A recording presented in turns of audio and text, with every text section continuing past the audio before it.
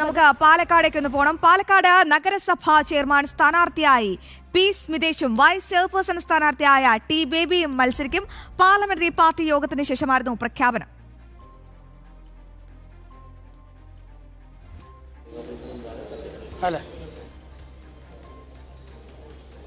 വിവരങ്ങളുമായി അരുൺ ആലത്തൂർ ചേരുന്നുണ്ട്. അരുൺ, പാലക്കാടും രാഷ്ട്രീയ സമവാക്യങ്ങളൊക്കെ ആകെ തിരുത്തിക്കുറിച്ചൊരു നഗരമെന്ന് തന്നെ പറയാം.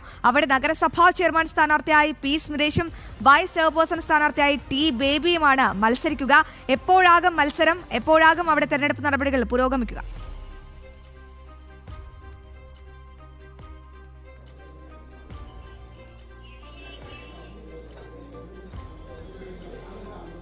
പാലക്കാടും നഗരസഭാ ചെയർമാനെ ഉടനെ അറിയാം. അവിടെ പി സ്മിതേഷും വൈസ് ചെയർപേഴ്സൺ സ്ഥാനാർത്ഥിയായി ടി ബേബിയുമാണ് മത്സരിക്കുന്നത്. കടുത്ത പോരാട്ടമെന്ന് പറയേണ്ടി വരും. പാർലമെന്ററി പാർട്ടി യോഗത്തിന് ശേഷമാണ് ഒരു പ്രഖ്യാപനം ഉണ്ടായിരിക്കുന്നത്. എന്തായാലും ആകാംക്ഷയുടെ മണിക്കൂറാണ്. പ്രത്യേകിച്ച് ഈ നഗരസഭാ അധ്യക്ഷന്മാരും കൗൺസിലർമാരും ഒക്കെ അധികാരത്തിലേറുമ്പോൾ ജനങ്ങൾ ഇങ്ങനെ ഉറ്റുനോക്കുകയാണ്. ജനാധിപത്യത്തിന്റെ ഏറ്റവും മനോഹരമായ നിമിഷം. ജനങ്ങൾ അധികാരത്തിലേറ്റിയ അതേ സാമാജികർ, അതേ ആൾക്കാർ ഇപ്പോൾ ജനങ്ങളെ സേവിക്കാൻ ഒരുങ്ങുകയാണ്, ആ അധികാര കസേരയിൽ ഏറുകയാണ്. അപ്പോൾ ജനങ്ങൾ അർപ്പിച്ച വിശ്വാസം അതിന്മേലാണ്. എന്തായാലും അരുൺ ആലത്തൂർ ചേരുന്നുണ്ട് അവിടെ നിന്നും. അരുൺ, പാലക്കാട് എങ്ങനെയാണ് ചടങ്ങുകൾ പുരോഗമിക്കുന്നത്? എപ്പോഴാകും തിരഞ്ഞെടുപ്പ്?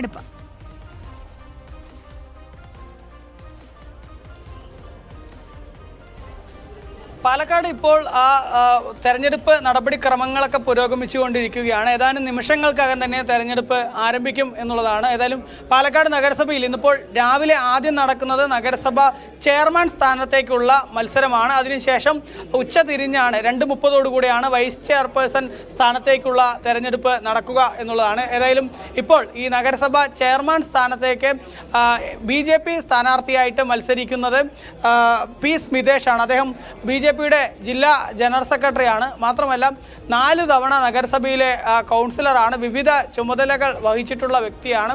ഇത്തവണ അദ്ദേഹം മുരുകുണി വാർഡിൽ നിന്നാണ് മത്സരിച്ചത്. അവിടെ നിന്ന് വലിയ കടുത്ത മത്സരമായിരുന്നു. കോൺഗ്രസിൻ്റെയും അതുപോലെ തന്നെ BJPയും തമ്മിലുള്ള കനത്ത പോരാട്ടമായിരുന്നു. ആ പോരാട്ടത്തിനൊടുവിൽ വലിയ മികച്ച വിജയം നേടിയാണ് അദ്ദേഹം നഗരസഭയിലേക്ക് എത്തിയിരിക്കുന്നത്. ഏതായാലും പി സ്മിതേഷാണ് BJPയുടെ നഗരസഭയിലെ സ്ഥാനാർത്ഥിയായിട്ട് മത്സരിക്കുന്നത്. അതുപോലെ തന്നെ LDFിൻ്റെ സ്ഥാനാർത്ഥിയായിട്ട് വി രാധാകൃഷ്ണനും UDFിൻ്റെ സ്ഥാനാർത്ഥിയായിട്ട് സാജോ ജോണും മത്സരിക്കുന്നു എന്നുള്ളതാണ്. അതേസമയം തന്നെ ഇതിനിപ്പോൾ ഈ മത്സരത്തിൽ BJPയെ സംബന്ധിച്ചിടത്തോളം നഗരസഭയിലേക്ക് 25 സീറ്റുകളിലാണ് BJP വിജയിച്ചിട്ടുള്ളത്. അതേസമയം കോൺഗ്രസിനെ സംബന്ധിച്ചിടത്തോളം UDFിനെ സംബന്ധിച്ചിടത്തോളം അവർ 18 വാർഡുകളിൽ വിജയിച്ചിട്ടുണ്ട്. ഒപ്പം 9 വാർഡുകളിലാണ് LDFിന് വിജയിക്കാൻ കഴിഞ്ഞിട്ടുള്ളത്. ഒരേ ഒരു വാർഡിൽ ഒരു UDFിൻ്റെ തന്നെ വിമതൻ മത്സരിച്ച്, കോൺഗ്രസിൻ്റെ വിമതൻ മത്സരിച്ച് വിജയിക്കുന്ന സാഹചര്യവും ഉണ്ടായിട്ടുണ്ട്. അതുകൊണ്ട് തന്നെ എന്തായിരിക്കും ഇത്തവണത്തെ ഇവരുടെ ഈ ഒരു വോട്ടിംഗ് പാറ്റേൺ എന്നുള്ളത് എല്ലാവരും ആകാംക്ഷയോടുകൂടി ഉറ്റുനോക്കുകയാണ്. കാരണം നമുക്കറിയാം പാലക്കാട് നഗരസഭയിൽ ഈ ഇന്ത്യ മുന്നണി ഒന്നിച്ചുകൊണ്ട് BJPയെ അധികാരത്തിൽ നിന്ന് താഴെ ഇറക്കുന്നതിന് വേണ്ടിയൊക്കെയുള്ള വലിയ ശ്രമങ്ങൾ നടത്തിയിരുന്നു. SDPIയും ജമാഅത്ത് ഇസ്ലാമിയും അതുപോലെ തന്നെ ഈ മുസ്ലിം ലീഗ് പോലുള്ള സംഘടനകളൊക്കെ BJP അധികാരത്തിൽ നിന്നും ഇറക്കുന്നതിന് വേണ്ടി എല്ലാവരും കോൺഗ്രസും അതുപോലെ തന്നെ CPMും കൂടെ ഒന്നിക്കണം എന്നുള്ളൊരു ആവശ്യവുമായിട്ട് രംഗത്തെത്തുന്ന സ്ഥിതി ഉണ്ടായിരുന്നു. മാത്രമല്ല LDFിൻ്റെ ഭാഗത്തു നിന്നും കോൺഗ്രസിൻ്റെ ഭാഗത്തു നിന്നും ഒക്കെ അവർ തമ്മിൽ ഒരുമിക്കുന്ന, അതായത് കേരളത്തിന് പുറത്ത് അവരുടെ പരസ്യമായിട്ടുള്ള കൂട്ടുകെട്ട്, അത് പാലക്കാട് നഗരസഭയിലും അത്തരത്തിലൊരു കൂട്ടുകെട്ടിലേക്ക് കടക്കുന്നതിനെ പറ്റിയൊക്കെ ചർച്ചകൾ അവർ പലതവണ ചെയ്തിരുന്നു. ഏതായാലും നിലവിൽ അത്തരത്തിൽ ഒരു കൂട്ടുകെട്ട് ഉണ്ടാവില്ല എന്നുള്ളത് തന്നെയാണ് മനസ്സിലാക്കാൻ സാധിക്കുന്നത്. കാരണം നിയമസഭാ തെരഞ്ഞെടുപ്പാണ് വരാൻ പോകുന്നത്. അതുകൊണ്ട് തന്നെ ഇന്ത്യ മുന്നണി കേരളത്തിലും രഹസ്യമായിട്ടുള്ള കാര്യങ്ങൾ അത് പരസ്യമായിട്ട് വീണ്ടും ചെയ്യുകയാണെങ്കിൽ, അവരുടെ ധാരണകൾ വീണ്ടും ഉണ്ടാവുകയാണെങ്കിൽ അത് തെരഞ്ഞെടുപ്പിൽ, വരുന്ന നിയമസഭാ തെരഞ്ഞെടുപ്പിൽ അവർക്ക് കനത്ത തിരിച്ചടിയാവും എന്നുള്ള കണക്കുകൂട്ടലിലേക്ക് ഏറ്റവും അവസാനം കോൺഗ്രസും അതുപോലെ തന്നെ CPMും എത്തിയിട്ടുണ്ട് എന്നുള്ളതാണ്. അതുകൊണ്ട് തന്നെ ഇത്തവണത്തെ ഈ ഒരു ഇന്ത്യ മുന്നണിയായി BJPക്കെതിരെ രംഗത്ത് വരാനുള്ള സാധ്യത നന്നേ കുറവാണ് എന്നുള്ളതാണ്. അങ്ങനെയാണെങ്കിൽ പി സ്മിതേഷിന് അനായാസം തന്നെ പാലക്കാട് നഗരസഭയിലേക്ക് ചെയർമാനായി തെരഞ്ഞെടുക്കപ്പെടാനുള്ള സാധ്യതയാണ് കാണുന്നത്. ഏതായാലും നഗരസഭയിൽ 3ാം തവണയും BJP അധികാരത്തിലേക്ക് എത്തുന്നു എന്നുള്ളത് തന്നെയാണ്. ഹാട്രിക് വിജയം നേടിക്കൊണ്ട് BJPയുടെ ഒരു നഗരസഭ ചെയർമാൻ പാലക്കാട് നഗരസഭയിൽ അധികാരം ഏൽക്കാൻ പോകുന്നു. അരുൺ, മറ്റൊരു പ്രധാനപ്പെട്ട കാര്യം, ഈ പാലക്കാട്ടത്തെ ഏറ്റവും വലിയ പ്രശ്നം ഈ കുടിവെള്ള പ്രശ്നവും മാലിന്യ പ്രശ്നവുമാണ്.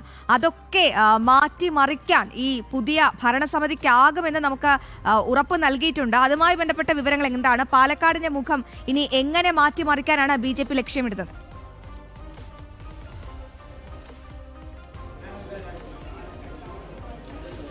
പാലക്കാടിനെ സംബന്ധിച്ചിടത്തോളം നമുക്കറിയാം, കേരളത്തിൽ പ്ലാൻ ഫണ്ട് വിനിയോഗത്തിൽ കഴിഞ്ഞ തവണ നഗരസഭകളിൽ ഏറ്റവും ഒന്നാം സ്ഥാനം കൈവരിച്ചത്, അതായത് പിണറായി വിജയൻ സർക്കാരിന്റെ കയ്യിൽ നിന്ന് പോലും അവാർഡ് വാങ്ങിയിട്ടുള്ള നഗരസഭയാണ് പാലക്കാട് നഗരസഭ. ഇത്തവണ ഈ ഹാട്രിക് വിജയത്തിലൂടെ അല്ലെങ്കിൽ മൂന്നാമതും BJPയുടെ ഒരു നഗരസഭ ചെയർമാൻ അധികാരത്തിലേക്ക് എത്തുകയാണെങ്കിൽ വലിയ രീതിയിലുള്ള വികസന കുതിപ്പ് നഗരത്തിലേക്ക് ഉണ്ടാവും എന്നുള്ളത് തന്നെയാണ് BJP നേരത്തെ തന്നെ തെരഞ്ഞെടുപ്പിനെ നേരിടുമ്പോൾ തന്നെ അവർ വ്യക്തമാക്കിയിട്ടുള്ളത്. പ്രത്യേകിച്ച് BJPയുടെ സംസ്ഥാന അധ്യക്ഷനായ രാജീവ് ചന്ദ്രശേഖർ തന്നെ പാലക്കാട് വന്ന് അദ്ദേഹം പറഞ്ഞിരുന്നു, BJP വീണ്ടും അധികാരത്തിൽ എത്തുകയാണെങ്കിൽ ആദ്യ 90 ദിവസത്തിനകം തന്നെ ഒരു 5 വർഷത്തേക്കുള്ള വികസനത്തിന്റെ, പാലക്കാട് നഗരത്തിന്റെ സമഗ്രമായ വികസനത്തിന്റെ ഒരു മാസ്റ്റർ പ്ലാൻ അവതരിപ്പിക്കുമെന്ന്, മാത്രമല്ല പൊതുജനങ്ങളിൽ നിന്നൊക്കെ ഇതിനുമായി ബന്ധപ്പെട്ടുള്ള അഭിപ്രായങ്ങൾ ശേഖരിക്കുകയും ഓരോ വർഷവും പ്രോഗ്രസ് കാർഡ്, അതായത് എന്തൊക്കെ കാര്യങ്ങൾ ചെയ്തു നഗരസഭ എന്നുള്ളതിന്റെ പ്രോഗ്രസ് റിപ്പോർട്ട് ഉൾപ്പെടെ ജനങ്ങളുടെ മുന്നിൽ അവതരിപ്പിക്കുമെന്ന് അത് തന്നെയാണ് അരുൺ നമുക്ക്